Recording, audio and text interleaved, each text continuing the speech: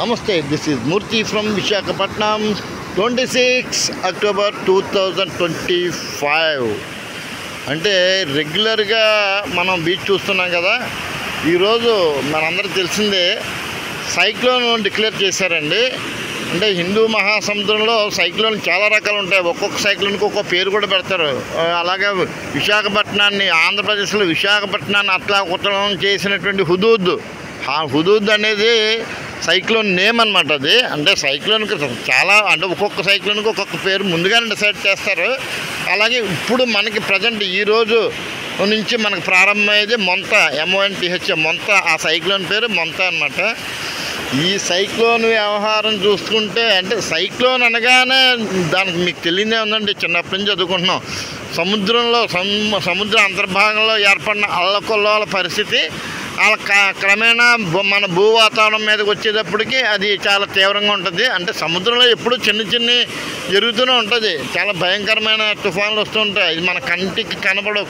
కాకపోతే ఈ గాలుల తీవ్రతకి, కెరటాల ఒత్తిడికి, ఆ యొక్క నీటి అలలు కానీ, ఆ గాలి కానీ భూ వాతావరణం మీదకి వచ్చేటప్పటికి, భూ వాతావరణం మీద ఏముంటాయండి, ఇటువంటి బిల్డింగ్లు, పొలాలు, చెట్లు వగేరా ఉంటాయి కదా. ఇవి ఆ ప్రభావితానికి గురవుతూ ఉంటాయి అన్నమాట. ప్రభావితానికి గురయ్యి భారీ స్థాయిలో ఆస్తి నష్టం, ప్రాణ నష్టం జరుగుతూ ఉంటుంది. అందుకనే మన ప్రభుత్వం వారు కూడా సైక్లోన్ వచ్చినప్పుడు దానికి తగ్గట్టుగా రక్షణ చర్యలు చేపడుతుంటారు. కానీ ఇటువంటి సముద్రంలో మాత్రం ఎప్పుడు జరుగుతూనే ఉంటాయి. ఒక విషయానికి వద్దాం. ఇప్పుడు ప్రజెంట్ ఉన్న సైక్లోన్ అయితే ఆల్రెడీ నిన్న నుంచి కూడా దానికి తీవ్ర, అంటే దాని ఎఫెక్ట్ అంటే ప్రజెంట్ సముద్ర గర్భంలోనే ఉంది, సముద్రం మధ్యలోనే ఉంది. ఈ ఎఫెక్ట్ అయితే మన వైపుగా, ముఖ్యంగా ఆంధ్రప్రదేశ్ మీద బాగా ఎఫెక్ట్ చూపిస్తుందండి.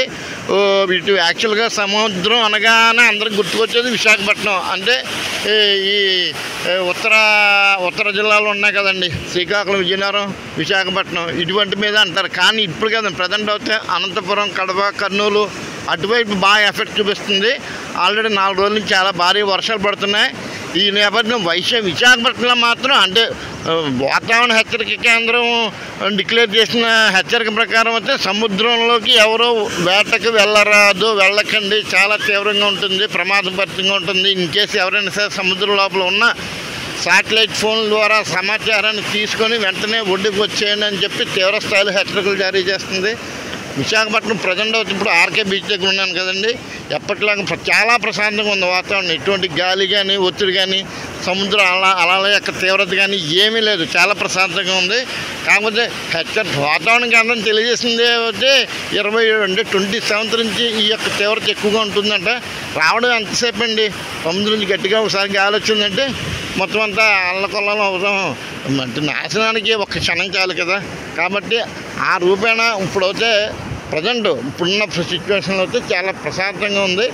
కాకపోతే ఈ తుఫాను వల్ల ముఖ్యంగా వ్యవసాయదారులు చాలా నష్టపోతారండి. సరిగ్గా కోతకు వచ్చే టైం ఇది. అంటే వరి నాట్లు నాటుతున్నారు కదా, వరి నాట్లు నాటాక అన్నీ పట్టపోసుకొని కంకులు తయారయ్యి కొన్ని అవుతే ఆల్రెడీ కోతకు కూడా వచ్చేసాయి. ఈ రకంగా పంట నష్టం చాలా తీవ్రంగా ఉంటుంది. అది ఒకవేళ కోసిన, అంటే ప్రకృతిని ఎవరో ఆపలేరు అనుకున్నది వేరే విషయం. కానీ ఉన్నంతలో తగు జాగ్రత్తలు తీసుకొని పశుగ్రాసం కానీ, లేకపోతే ఇంకోటి కానీ, ధాన్యం కానీ, వీటిని సేఫ్ ప్లేస్లో పెట్టుకుంటే మంచిది. ఇక పట్టణ ప్రాంతాలు వచ్చేటప్పటికి చిరు వ్యాపారులు బాగా ఇబ్బంది పడుతుంటారు. వారు కూడా తగు రీతిలో ఆర్థిక మూలాలు సరి చేసుకుంటే సరిపోతుంది. ఎందుకంటే సుమారుగా ఒక 2 to 3 days ఈ ఎఫెక్ట్ ఉంటుంది. ఇంకా మా ఉద్యోగస్తుల సంగతి తిరిగేదే ఉందండి ఉన్నంత. అందుకేనండి వ్యవసాయదారులకి, వ్యాపారస్తులకి కాస్త ఇటువంటి సమయంలో ఇబ్బందిగా ఉంటుంది. కానీ ఇది అప్రస్తుతమైన టాపిక్. ఓకేనండి, ప్రస్తుతానికి అయితే విశాఖపట్నం ఉన్న ఆర్కే బీచ్ యొక్క పొజిషన్ ఇది. అంటే తుఫాన్ యొక్క, అంటే తుఫాన్ అంటే సాధారణ న్యూస్లో చాలా భారీగా చెప్తుంటారు కదా. ప్రజెంట్ సిచ్యువేషన్ అయితే ఎప్పుడు చూస్తున్నారు కదా, చాలా ప్రశాంతంగా ఉంది. అదండి, this is Murthy from Visakhapatnam. మరొక వీడియోలో మళ్ళీ కలుద్దాం. ఓకేనా, బాయ్.